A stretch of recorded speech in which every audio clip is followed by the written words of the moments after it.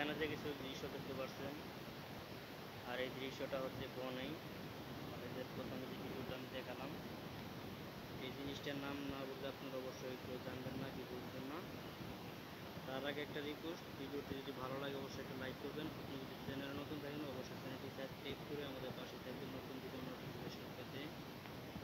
আর এই যে একটা গাছের যে শিকড় দেখতে পাচ্ছেন, কিন্তু আসলে ওটা গাছের শিকড় নিচেরটা, এটা হচ্ছে পুরোপুরি যে গাছের অংশটা সেই গাছ এটা।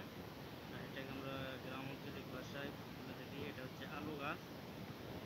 এগুলা সবসময় জঙ্গলে পাওয়া যায়, আমাদের এই গ্রাম অঞ্চলে অনেক মানুষ লোকজন এগুলা জঙ্গলে তুলে আপনার আলুগুলা খাওয়া যায়।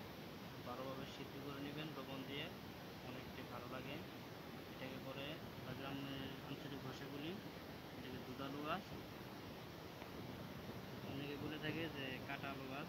যাই হোক, এই যে একটা তারের মতো দেখতে পাচ্ছেন, এটাও কিন্তু আলু গাছ। আর এই পাশে দেখেন যে একটা দেখাচ্ছি আমি, এটাও সেই আলু গাছ।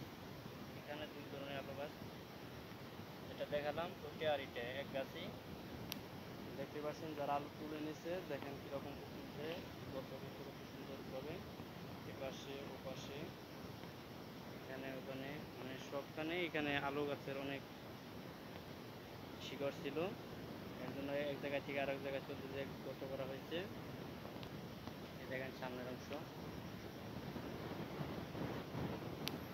এই যে এটাও কিন্তু আলু গাছ, দেখেন কত বড়। আর এই আলু গাছগুলো অনেক বড় বড় হয়।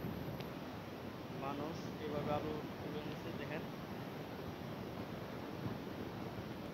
অনেকেই ভাবতে পারে যে এটা শিয়ালের গর্ত, কিন্তু আপনাদের কিছু দেখাই। হ্যাঁ দেখেন, শাবল দিয়ে গর্ত করা হয়েছে, সেই শাবলের চিহ্নগুলো রয়েছে এখানে। যাই হোক, নতুন নতুন নিউজ পেতে আমাদের চ্যানেলটি সাবস্ক্রাইব করবেন। যারা গ্রামের ভিডিওকে ভালোবাসেন অবশ্যই আমার পাশে থাকবেন, ভিডিওটি ভালো লাগলে লাইক করবেন। নেক্সট ভিডিও দেখার জন্য সবাইকে ধন্যবাদ। সকলে আমার পাশে থাকবেন। সবাইকে আমার সালাম, আসসালামু আলাইকুম।